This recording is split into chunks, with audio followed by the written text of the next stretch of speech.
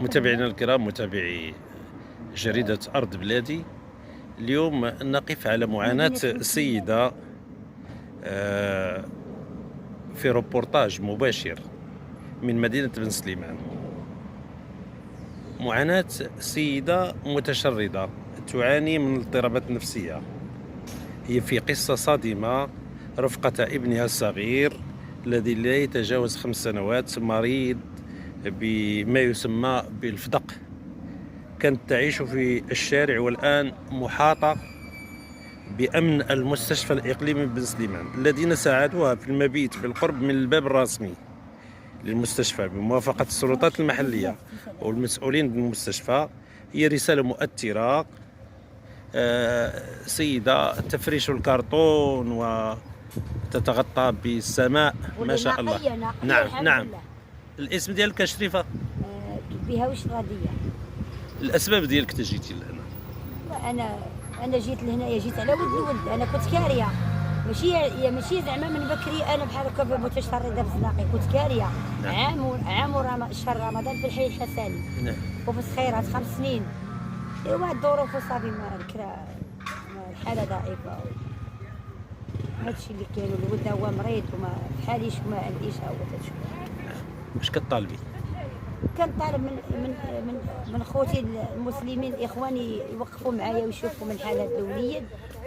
من حال هاد الوليد هذا اذا بغاو يساهموا بغاو يتعاونوا، راك شفتي الحاله ديالو حتى هما راه غادي تصور داكشي وتلوحوا ليهم داك المشكل اللي عنده، اللي يفتحوا ليه وصافي. هادشي اللي كاين، تحاليل ويفتحوا ليه وصافي المرض ديالو. هادشي اللي كنطالب من الولد. انا بغيت داكشي الولد هما الكراو داكشي. راه كاينين الناس اللي كانوا وقفوا معنا قال لك حنا غادي نساهموا معاك في الكرا، نكري لك واحد الشهر ولا شهرين ولا 3 شهور ولا 4 شهور. نعم. ومن الاخر دبري المهم كوني براسك. انا الغرض الوحيد هو الوليد. الوليد عنده وريقات؟ عنده الوريقات غير ديال باقي الحاله المدنيه ما مصايباش. نعم. عنده غير باش عنده الاب ديالو؟ لا غير كتاب مكتوب. نعم. صراحه. وهذا الوليد اللي بغينا يمشي لحمايه الطفوله او يمشي لدار لاله امينه، وطلبتي المسؤولين واش تقدري تطلقيه الوليد؟ اش غنقول لك، ما ظروف صعيبه معايا. راه واخا تنقول واخا مكرب ثانويه شويه، وإلا مشى ثاني كثر هو انا ما غاديش نكون ثاني كنكونش ثاني بخير بحال كيما معايا. وهو ثاني انا ما عرفتش واش غيجلس ولا ما يجلسش. الله اعلم، ما كرهتش ليه، ولكن لان في الحقيقه ما خاصوش يبقى معاك بحال هذا الشكل. هو ما خاصوش يبقى بحال هذا الشكل. انا ما نقدرش نفرقوا. انا ما نقدرش نفرق. انا وليد صغير ومريض وداك الشيء خاصو يتعالج. هادشي ديال العمليه داك الشيء راه يدوز غير يفتح ويمشي يقرا مدرسه عاديه صافي. خلص عليه المدرسه ديالي راسي ونبقى انا ما نسخاش به. يمشي ويبقى بوحديتي، راه ما نسخاش صراحه. والحاله ديالك انت الصحيه؟ الحاله الصحيه الحمد لله بخير. عاد طونسي واعصاب وصافي مدوزه على الاعصاب. كتستعملي الدواء؟ عاودي الدواء هاي. ماما نشربوا وحده. لا هي شربتي بغات ديري جوجو.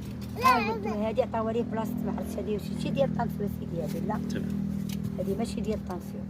شوف هما اللي عطاوها لي حدت عبر الطنسيون كيطيح ليا. الطنسيون عندي 4 غرامات ديال العادي، والخزان باقا ما درتوش. ما عنديش باش ندير الخزان ديال العرق، مازال ما درتو.